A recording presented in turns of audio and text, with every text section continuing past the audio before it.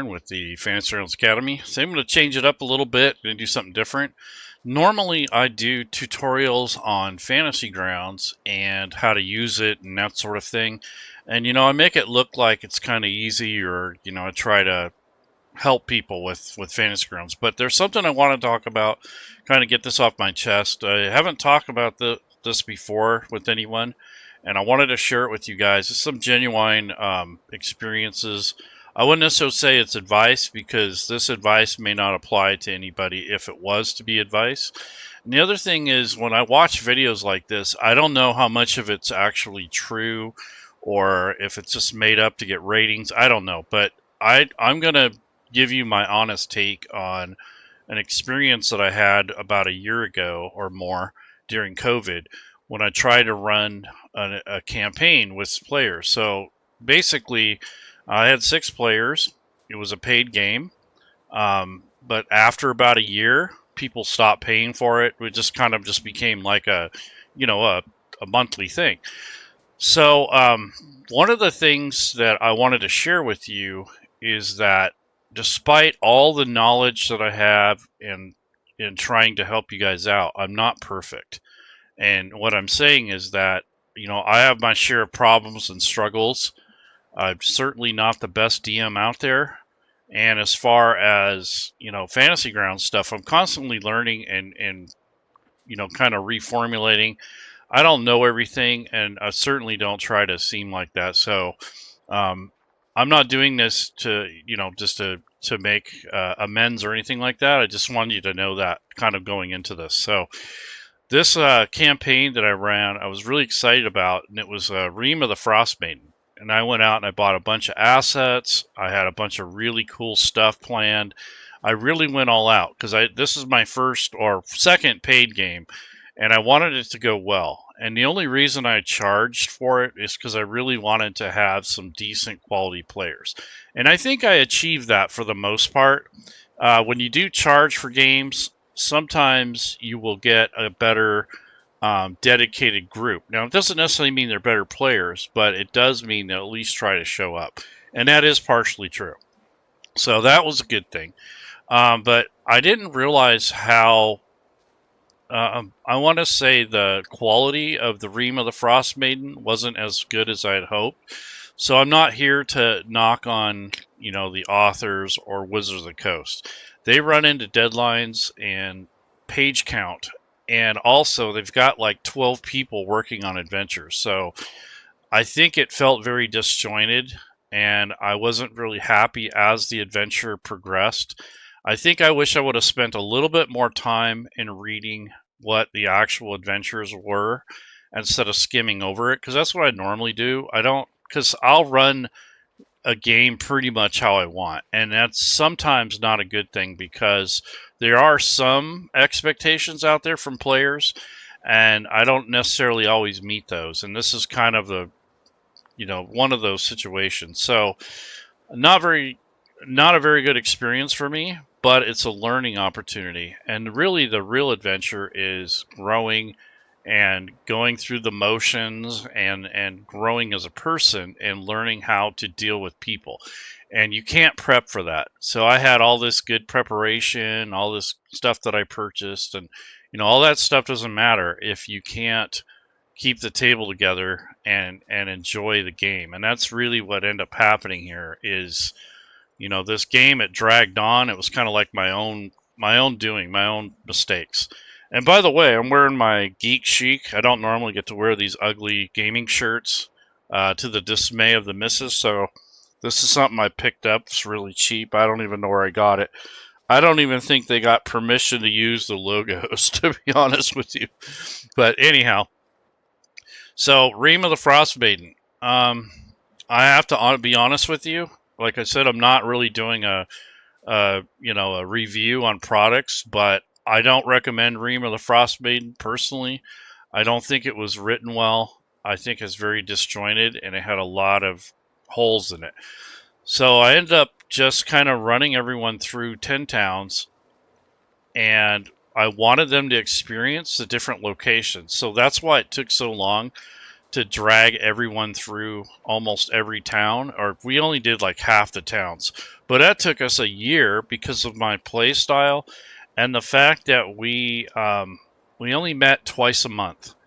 And even though that sounds like a good number, sometimes if you missed one of those weeks, it was really hard to get back into it. So that's something I learned, that you're probably better off playing weekly. Even though if you miss a session, that's fine, but at least you got 3 out of 4. If you only do 2 and you miss one of those, that's once a month, and that's really not quite enough. So a weekly game, even if you miss a week, isn't as bad as a bi-monthly game and you end up missing one of those. So time and scheduling is probably the biggest hurdle that we had. But anyway, so I try to prop up the adventure. That was how it was written in the module, and I normally don't even go by most of it, but I tried.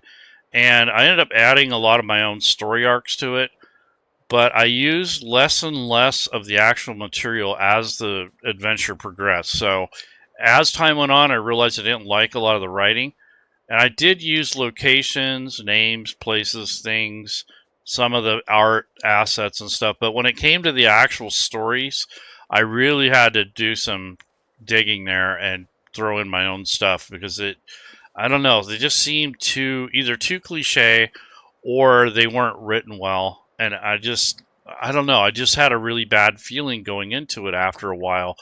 I was so excited in the beginning. It looked like a really cool thing, but as I got into it, it was some of the... anyways, I don't want to rant about the content, because ultimately this is my fault. This whole thing is on me. I'm the one who ran the game. I set it up. I invited the players. I decided to make it a paid game, and I put the investment and the time into it. So I can only blame myself. I can't blame Wizards of the Coast, can't blame my players, can't blame anything in particular except for myself. So ultimately, I think it took too long to put the main story arc together. We only got through like the first 3 chapters, and playing a year into a campaign, that's a little too long. I think the 2 of the players at least expressed that it's taking a little bit too long, and I wish I would have sped things up or found a way to bring things together a little sooner. But I was working on kind of like my own story arc along with the main one to kind of bolster it and then kind of push out into the adventure, but it didn't work that way. We only got up to, let's see, on the combat tracker here, we only got up to the Shardolin Dragon. They brought that thing down in over 10 towns. So that was a kind of a cool battle, but it went fairly easily because the party was able to take it out pretty well. And it was kind of, I'd say, anticlimactic. What I had envisioned and what actually happened were way different. And it wasn't a horrible session, but it was our last one. And I think that by that time, everyone had already kind of experienced burnout, and they weren't very happy with the direction of the overall flow of the game, is kind of what I'm saying. So it took me too long to get to that point. So we were playing for over a year. So I don't blame people for getting bored, and I kind of carried it on too much. What really happened is I front loaded a lot of custom content in the beginning to kind of bring things together. And I think that was a mistake. I think I should have just stuck with placing them in 10 towns and letting them start, maybe in Bryn Shander or something like that. I think that would have been a lot better, because that would have cut out a couple months worth of hoopla. And then, as far as the players' needs, they did express things occasionally, but I think they got frustrated, about midway through the campaign. So, I'm starting to realize, though, during the course of this adventure that, neither myself or the players were enjoying it anymore. And that's when it's getting close to pulling the plug. So one player had to quit, which started this whole thing, I believe, because his kid had baseball season and he couldn't commit to even one weekend. So he basically bowed out, which was great. We wrote him out of the story. It was no problem. It was planned. He let me know ahead of time. It was perfect. I had no problem with that. But I feel like after he left, the dynamics changed a little bit. I wouldn't say it ruined the game, but it started the beginning of the end. We had another player who wasn't satisfied with how I was running the game. I gave them an NPC during one of the encounters so that they'd have more options and a couple more players during this big battle. And one of them rebuked and actually downright, got upset and said, "I'm not doing this. I didn't want to play this game to run other characters and NPCs. I just want to run my character." And we got in an argument, and we started. And I actually had to put my foot down and say, "Look, it's either you do this or we're not playing." And that's kind of how that went. And that wasn't probably the best way to handle that because there was some yelling involved, and I think people were turned off. And that's not something I normally do, but I was very furious at that time. Thinking back on it was rather silly, and I should have just said, "Okay, well, you don't have to run your character or your extra character." And it was only for one encounter. It wasn't like the whole rest of the game. So then, we had some minor bickering here and there, which is normal. That's cool. We had a player occasionally try to backseat GM me, so it wasn't too bad, but it was a little bit frustrating. I mean, I think he wanted to bend things towards for his benefit, and I understand that. I feel the same way. When I play in games, I think GMs make the worst players sometimes because they want to micromanage everything, and that's kind of what I got from him. So I got to see what it's like to be on the other side of that, and I've been on both ends of it, and I understand it, but I didn't appreciate it too much at the time because it looked like, outwardly, it looked like he was, basically telling me how to run the game, and I didn't care for that. So that kind of added to my frustration. And aside from the adventure being written poorly, the experience just kind of overall just became less and less appealing. So in hindsight, I probably would have been better off just running through a series of episodic one-shots that are kind of focused more on combat, maybe a little bit of role-play and exploration. So honestly, this whole thing was my own problem. So I blame myself. The players kind of got burned out.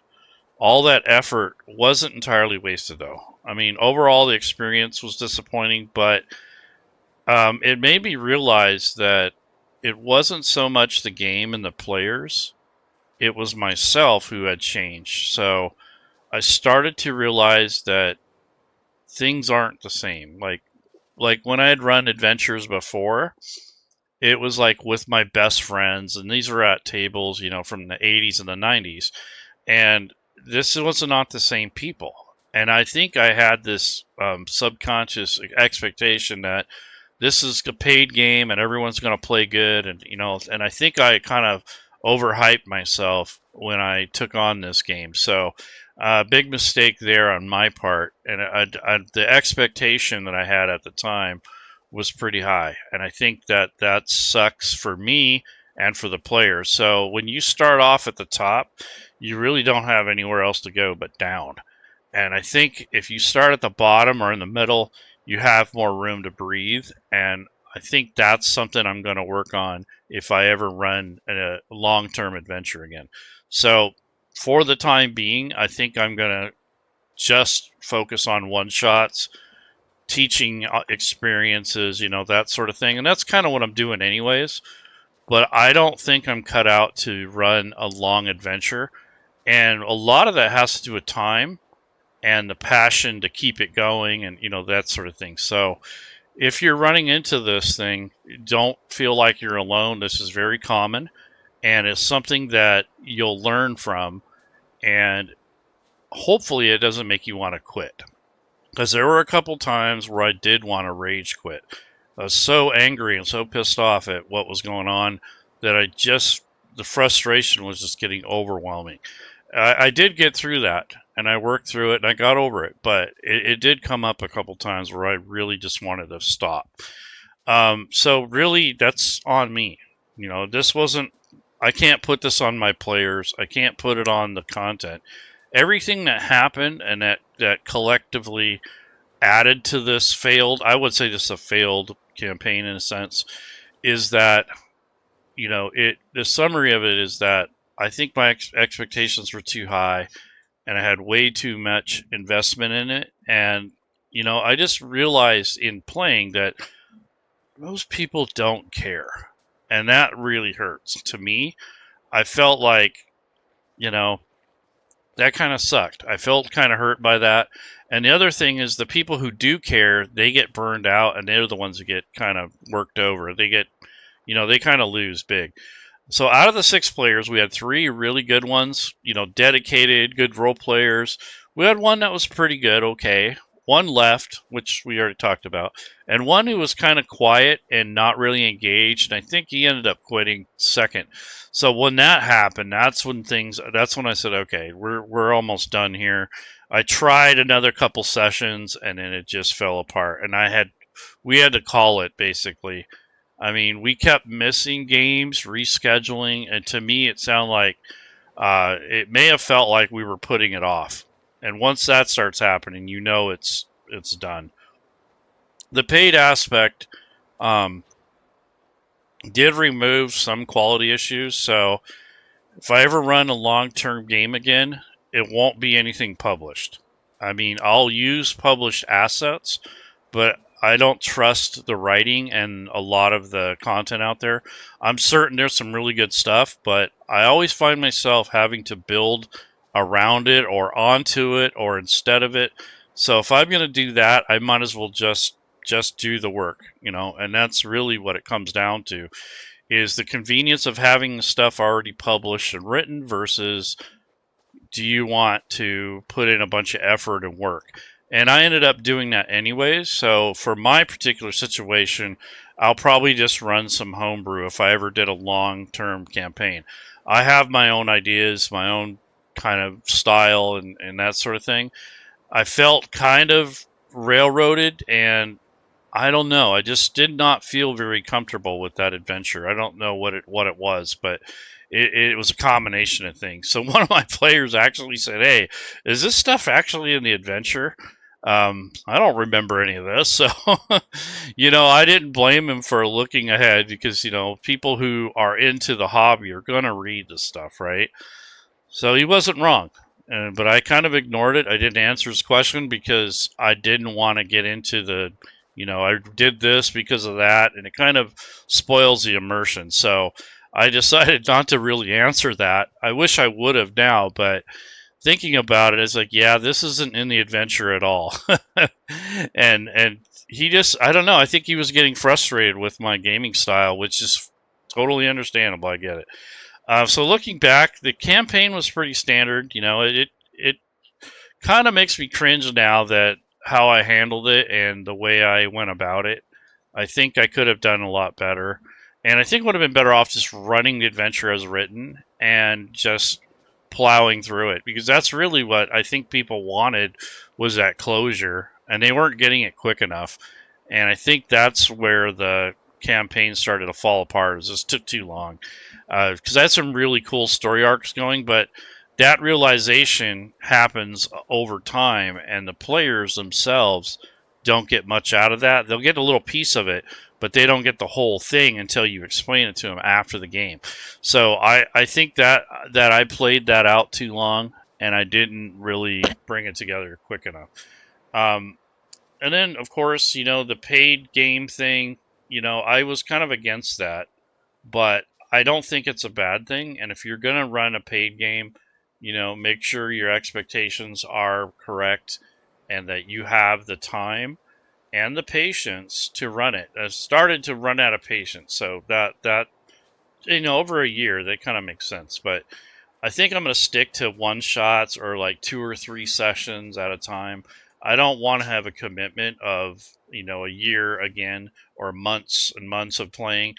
And to be honest, I got burned out just on the whole thing. Like the fact that every weekend or every other weekend I had to worry about it, and I don't know, it just didn't feel good to me. And that sucks because it made it to where I didn't want to play or run anything anymore. And I still kind of feel that way. Hopefully that changes, but for the time being, I think I want to stick to creating content, helping people, doing like shorter adventures, and not committing to something long term. I have a lot of assets that are going to waste. I have a lot of good content, but honestly, I don't know if I have it anymore. And I think the thing that I look at is, the game was kind of a dud. It was my own doing. I mean, we did have like 3 or 4 really good sessions, I have to say. But another challenge was that, playing twice a month, that was kind of tough because if you miss one of those, it's like you played once a month, and it's just not quite enough continuity there. It's kind of difficult to get back into the groove. So despite all this experience, prep, hype, all that stuff, I'm not perfect. I don't always know what's best for my group. I make mistakes. Honestly, I made a few of them. But I've learned something, and that's that I have changed. So even though I didn't fully realize it then, I realize it now that I am the one who changed the most. Not the game, not the people, but myself. And all those other things changed too, but it was mostly me who changed.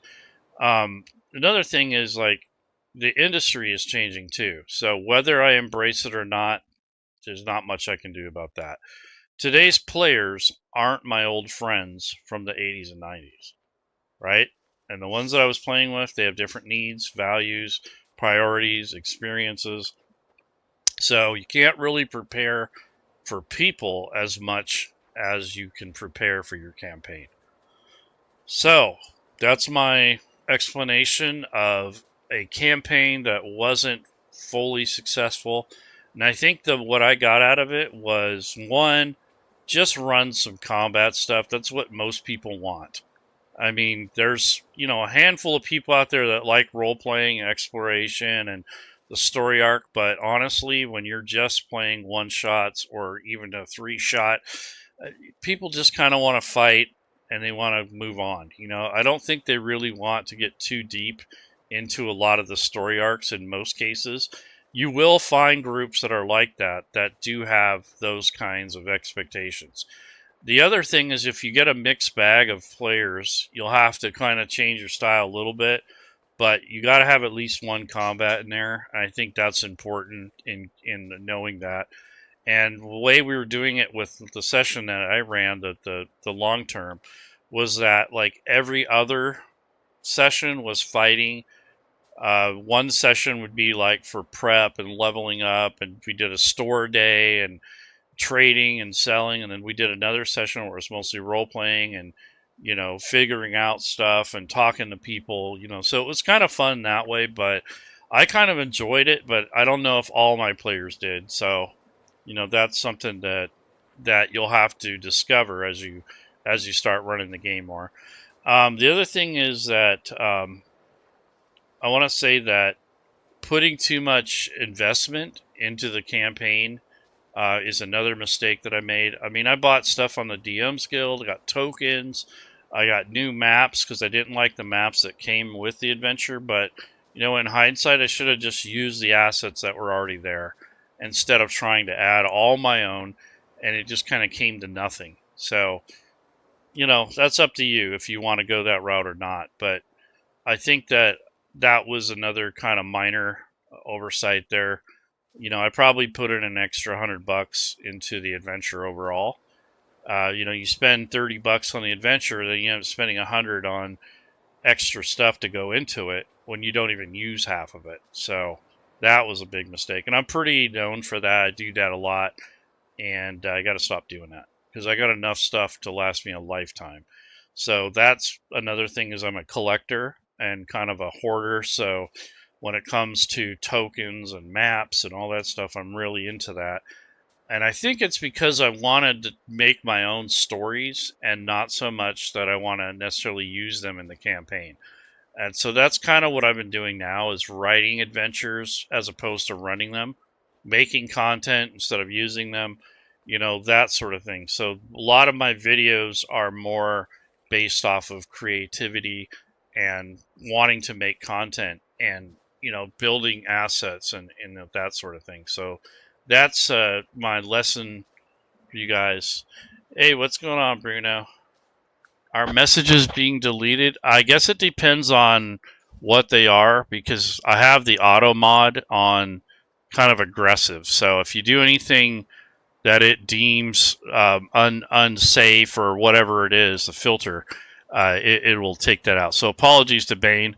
He's probably just saying hi to me or ranting at me or whatever, but sorry about that. So yeah, so Rime of the Frostmaiden, I don't recommend it. And for myself, I wouldn't run a long-term campaign if you're not up for the commitment. And learn from your mistakes and move on. You don't necessarily have to quit forever just because one game kind of irritated you. I kind of thought that by running this thing would have given me a lot more pleasure out of it, but really it didn't. It just made me more frustrated. But it did give me some insight into myself and the needs of different people. So that's the takeaway of it, is I learned, the real adventure is the experience. So I guess that's kind of what I'm getting at, is the real deal is you're going to learn from these sessions that you're running. You're going to learn about different people, and you're going to also either raise or lower your expectations depending on what you're trying to do. And I think I started way up here instead of down here or in the middle. And there's really nowhere else to go when you're way up there. So, that was my own doing. It's kind of like a new relationship, right? You're always lovey-dovey and everything's up here. And once stuff starts falling apart, it just goes down from there. And I think that that's a human thing. I don't think I did it intentionally. But now looking back at it, I do realize that was something that I did by mistake. And I just want you guys to know I'm not perfect. I don't have all the answers. I'm not somebody who, oh, I see. Yeah, paragraph for prevention is a bit harsh there. Yeah, it is. Sorry about that. I don't know what you were trying to say, but maybe if you can summarize it so it doesn't block you. But yeah, so running this adventure, I don't think I would do it again. Would I do an adventure in 10 towns? Yes, heck yeah. I got enough assets for days to keep the game going for a long time. So, published adventures are handy, especially if you're newer, and just use the assets that are there. You don't have to go out and buy the next group. Yeah, it's a big thing. The struggle how players just tend to expect that they just have to show up and get to play. Meanwhile, you spend, yeah, that's true. I mean, I went through all that. And this isn't new to me, right? I remember kind of going through this before, and I haven't run a lot of adventures now lately because of these experiences, right? I kind of burned out. I don't feel comfortable. I get too wrapped up in the story, and I don't know. Maybe I'm just not a good game master anymore, but whatever the issue is, I've changed. And in running this long term, I realized how much I've changed. And one of the things that has changed is that I have the wrong set of expectations. I'm too optimistic and maybe overzealous in getting content and trying to present this story. Yeah, it could be a player group DM mix. Yeah, I agree. The GM mix and the player mix is a thing. And one of the players that I played with, now I'm thinking back, has actually passed away since. And that kind of chokes me up because, it's just one of those things where I realized that was her last game. And there's just stuff like that, it's crazy. Yeah, that's just an overlay. What I did is I used, all I did with the camera and the background, like this camera thing, this overlay, is part of a program called Chroma Cam. And then the logo, of course, I added that. And then this frame here is actually just a Fantasy Grounds frame. So I could move that and it still stays there. So I did that so that it kind of blends in with the background. So I didn't want to give you guys the wrong impression. And I do that because it helps me with positioning. and then the frame kind of makes it look like it's more internal to Fantasy Grounds. And I had another person ask me when I did my Chat GPT thing, is I had a window in here, and it looked like that Chat GPT was part of Fantasy Grounds, and that wasn't the that wasn't the idea. I was trying to make it blend in more seamlessly, so you can see both what I was doing and Fantasy Grounds. I wasn't trying to fool people into thinking that Fantasy Grounds now has a camera mode, and it also has Chat GPT mixed into it. It's amazing what people will yeah, you can save that frame and add it as an image element to your OBS software. That way it moves around with the camera. Yeah, of course, I know that. I realize that, but when you're lazy and you don't have a lot of prep time, that's what you do. You wing it, man. I'm telling you, it's like the Wizard of Oz, you know. You guys are looking behind the curtain. Go back the other way. And that's the other thing I wanted to tell you about, is that's kind of what it felt like. Yeah, exactly. So it's like the Wizard of Oz, you know. You're discovered. You guys got me. You know, you look behind the curtain, and there I am, just this old, middle-aged, washed-up dude that's trying to play games after the age of 50. That's what you got. But yeah, it's just it's give and take thing, and I believe that I learned more about myself and about the expectations than anything else. And I think that that's what I need to accept and move on. So I think I'm gonna start running some one shots and hopefully get my confidence back up, and also the trust of my people I play with and hang out with, because I think I kind of blew it there with the people who had put faith in that campaign. I think I squandered it, and I just wanted I wanted to be real with you guys, tell you the truth. I mean, this isn't a big scripted, video that you see normally where people are talking about, oh, I'm going to do a review on Rime of the Frostmaiden. I think it sucks because, well, actually you can make whatever you want out of the content you have. You don't have to run it that way. And if you do run it, don't complain about it, just do it. And I think that's what I started to do, is started to look for excuses for my own shortcomings when it came to running the game, keeping the table together, and keeping my expectations realistic. And I think that's where I went wrong. And I regret that a little, but I also learned a lot. So regret is low, learning is a lot. And I think the learning aspect of it is important. And I think that's one of the things that I wanted to impart on you guys, because I don't normally do these types of shows. I normally just stick to Fantasy Grounds, but I had to get that out there and let you guys know that, all you GMs out there and DMs, you're not the only person that goes through this stuff.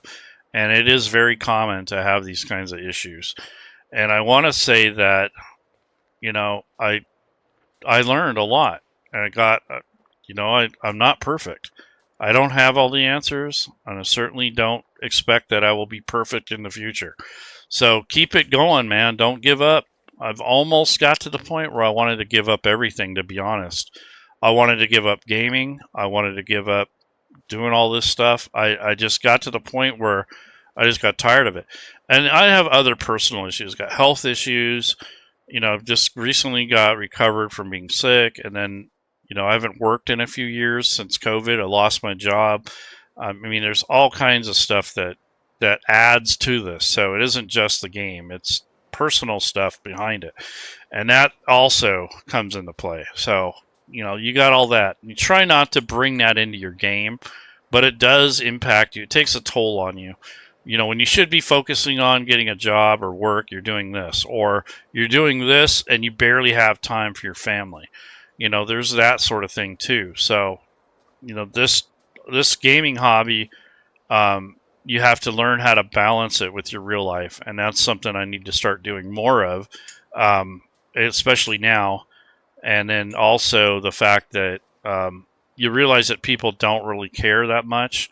And the ones that do end up getting hurt or burned out, and they get discouraged, and then they stop playing. So you got to be gentle with yourself and with your players and not have your expectations in the clouds. So, you know, be realistic about it. No pun intended, I have cloud background, but anyways, folks, you guys take care, and I know you love my lovely gamer chic shirt here. I think it's the ugliest thing out there that I own, so I decided I'd wear it because I don't normally get to. And I know the wife hates these, so I get to show it off.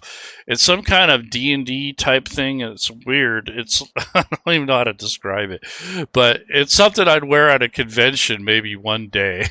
People will look at me like, "Oh my god, get that fat old dude out of here."